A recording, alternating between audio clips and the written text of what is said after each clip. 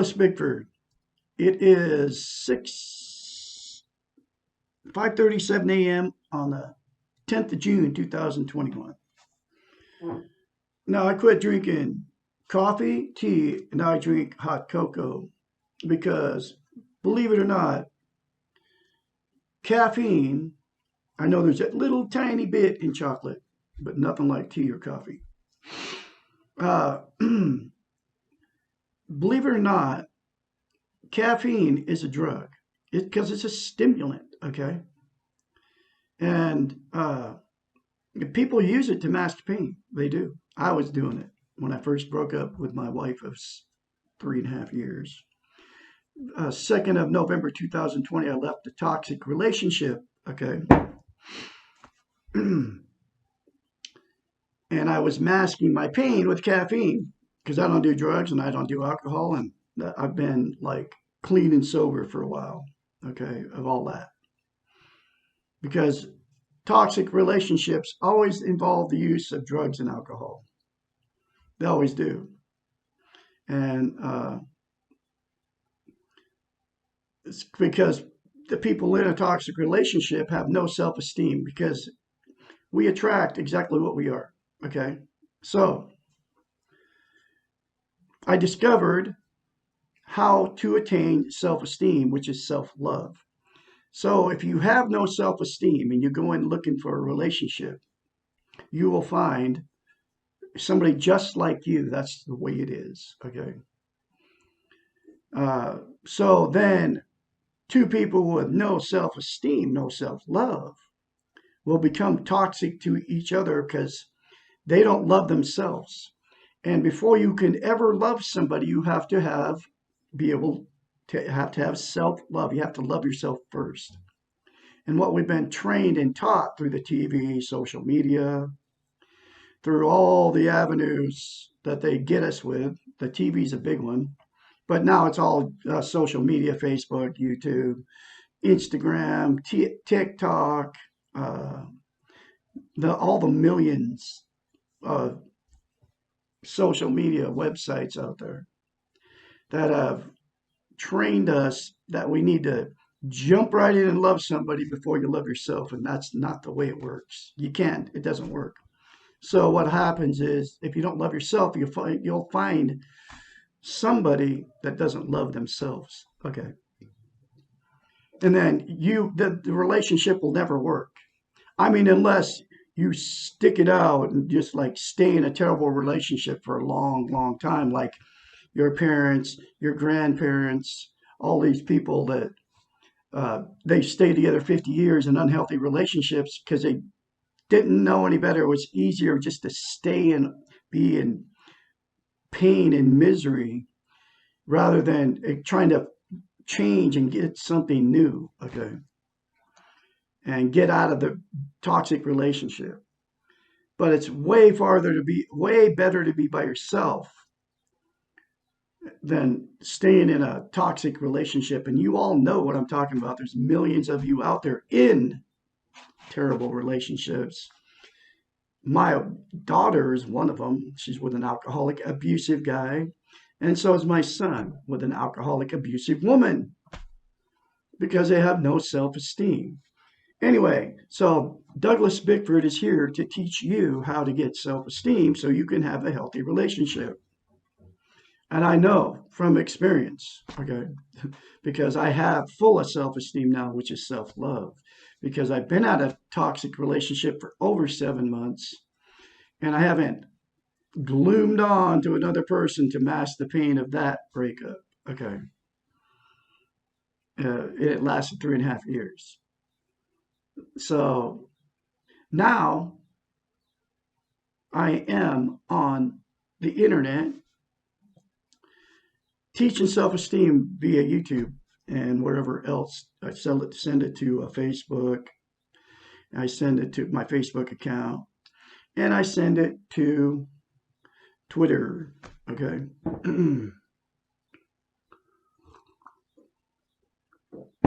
Anyway, so here's the simple concept to teach yourself self-esteem, to start the process.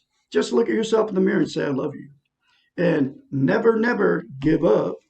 And your attitude determines your direction. That's my signs in the back. And keep doing it every day when you get out of bed. Go to the mirror, you're shaving or whatever you're doing, man. You're putting makeup on if you're a woman, you're shaving if you're a guy. Look at yourself while you're looking in the mirror. And don't say anything negative. Just say, I love you. And accept however that works. Okay? Try it. It'll change your life. I guarantee it. Then I got that concept and many more really good concepts out of the book, The Portable Therapist, which is in a link in the description of this video, right below there. And go through the book. It's like 82 chapters or something like that. It's from a lady named Susan McMahon. She got a doctorate in psychology, so she's a psychiatrist. And for years, she was a psychiatrist, and she was counseled and therapy to people. And one of her big things that she teaches is how to have self-love, self-esteem. That's what this book's all about. And it tells you the many, many things, okay, that you need to do after you start telling yourself, I love you in the mirror. So get the book, read it for yourself. I'm going through the book chapter by chapter. You can continue to watch me too. You can get a hold of Douglas Bickford at douglasbickford753@gmail.com for any of you that want to further your healthy mindedness. Get in touch with me, and I can help you through the process, because you need to if you're in a toxic relationship, you need to get out. It's never going to change. Get out, get self-esteem, and you can get it very simply by, like just what I just said. Look yourself in the mirror and say, I love you. Nobody is teaching this concept on YouTube, on Facebook, none of the social media. You don't see it on the TV. You don't see it anywhere. I'm the only one doing this, okay? And saying how simple it is to attain self-esteem, self-love. Now here's chapter 74. Because you know why? We are all connected. We are all connected to all the animals. Anything alive, human beings are connected to it. Whether you believe it or not, that's the way it is. We are all connected, and we've been taught just the opposite. The religions have taught us that. I'm talking all over: Jehovah's Witness, Baptist, Seventh-day Adventist, Mormon, Muslim, Buddhism. They've all taught us that they're the only way that is the right way, and everybody else is wrong. And then you can't even join their religion unless you believe like them. They're all like that. I don't care which one it is. The Quran, they all hate Christians. The Christians all hate Muslims. The Bible believers hate Muslims because they believe in the Quran. And the Muslims hate the Christians. The Christians hate the Muslims. The Mormons hate the Jehovah's Witnesses. Jehovah's Witnesses hate the Christians. Christians hate everybody that doesn't believe that, just Jesus, right? Mormons believe Joseph Smith and God and Jesus, they met in 1870, right? Or something like that. And Jesus gave Joseph Smith golden plates, right? Well, suddenly but the golden plates are nowhere to be found, okay? Just like Moses going up on the mountain and getting the 10 Commandments etched in stone, right? You all seen the movie. You know what the Bible says. What the heck happened to those things, right? That were etched in stone by God. Kind of like the ark, Noah's Ark. They've never found it. People say they found it up on Mount Ararat or wherever it is, but nobody's ever walked up there and taken a chunk off the ark or whatever. But anyway, that's religion. Okay, and that's how they do it to us. The Bible versus the Jehovah's Witness Bible, versus the Mormon Bible versus the Quran. You know what I mean? So that's how they've duped us. Okay. But we are all connected. That's come from Douglas Bickford, and that's the truth. And you can all get connected by saying, I love you in the mirror. So here's chapter 74 uh, out of the portable therapist. What is wrong with putting others first? The popular name for the behaviors involved in putting others ahead of ourselves is called people pleasing. This term accurately describes what we are doing when we elevate the needs of others above our own needs. If indeed we do need others, what is wrong with sacrificing ourselves to them? Why can't we please others and try to make them happy? The answer to these questions is again a matter of degree. Sometimes we can choose to sacrifice what we want or need for someone else. Sometimes we can try to please others. The key word here is sometimes, but not all the time. Most people pleasers are involved in chronic activities of taking care of others. They have never learned to do the same activities for themselves, and they wait and hope for others to please them. This is the danger of putting others first consistently.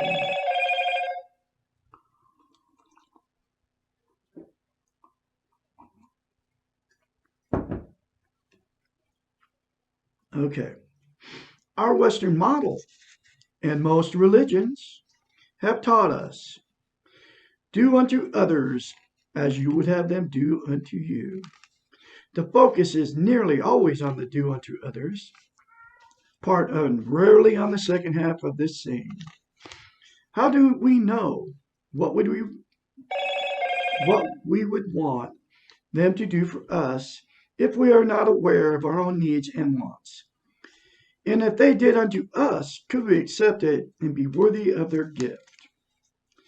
Most people pleasers have focused all their energy on giving out and have no awareness of what they want or need for themselves.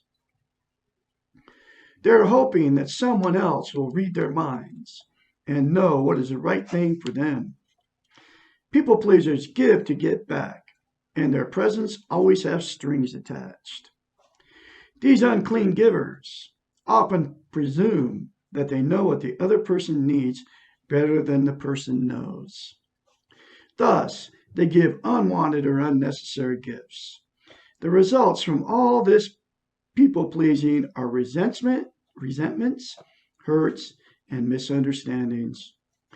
These are not at all the intention of doing unto others. People pleasing is a modern term for martyring. Most of us are not cut out for sainthood, and a martyr can be very difficult to live with. I was married to one. That's why I had to leave.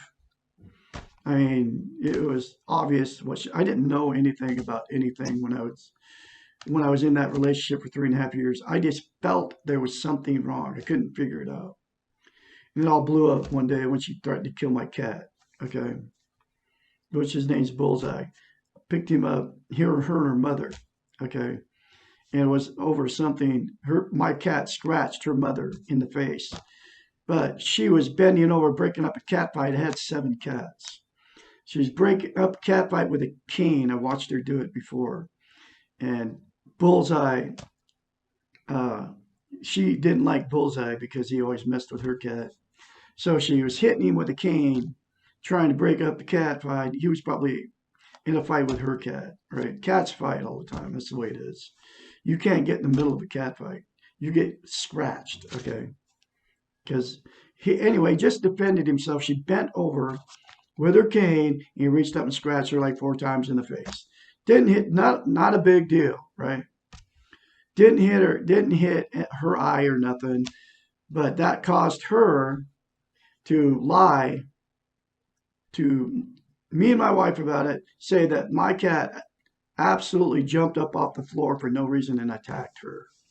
So then my wife believed it, jumped on the bandwagon. They both started attacking me. This happened on the 1st of November, 2020. They both started attacking me. They're going to kill my cat. They're going to get rid of him. And it was my final, I couldn't say no to her for 3.5 years about anything. That's what she had already killed 2 of my cats. Took a gun to shot one of them, okay, in the back of the head, and then let the other one go out at night. Forced me to let my cats go out at night. My other one got killed by a predator. I have no idea. So her name was Sally. His name was Bear. But I've replaced both those cats. I have another Sally, same color. I have another black cat, which is what Bear was.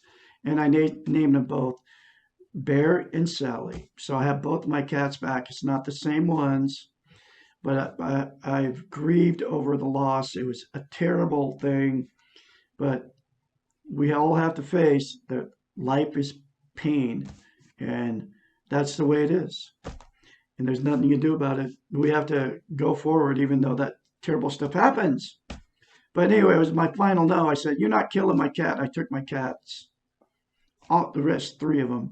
I took them and I left. Okay, and I have not. I did try to go back one time.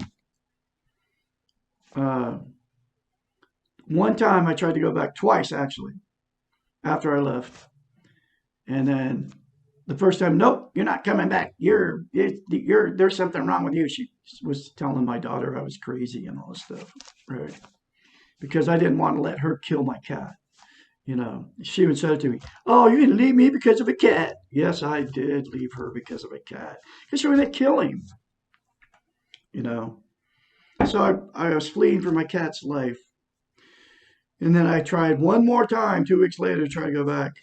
I said, "No, my mom needs me." It was the best thing that ever happened because I got out of it and I haven't looked back since. No contact, haven't talked to her or anything because that's what you got to do when you get out of a toxic relationship.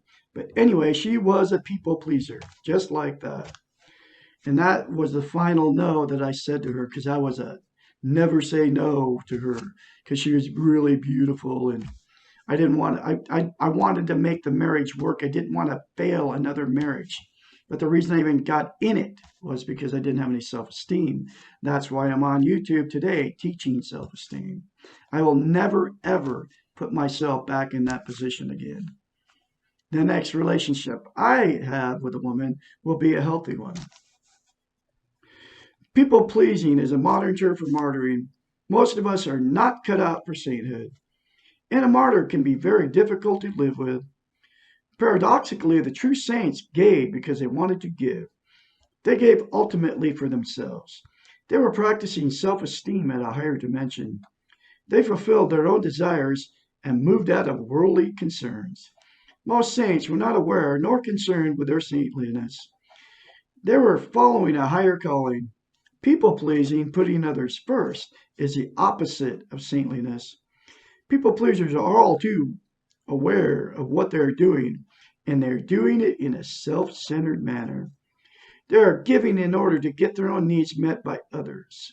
If you're with one, get out, because they're never going to change, whether it's a man or a woman.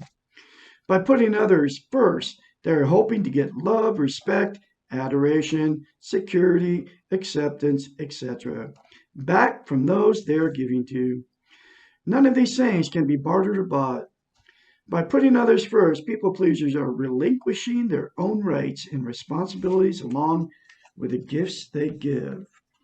Putting others first is a present you give to them. As with all presents, it is only meaningful if you, the giver, want to give the gift with no ulterior motives. This is the only good reason to give a present. It is of no consequence what the receiver does with the gift.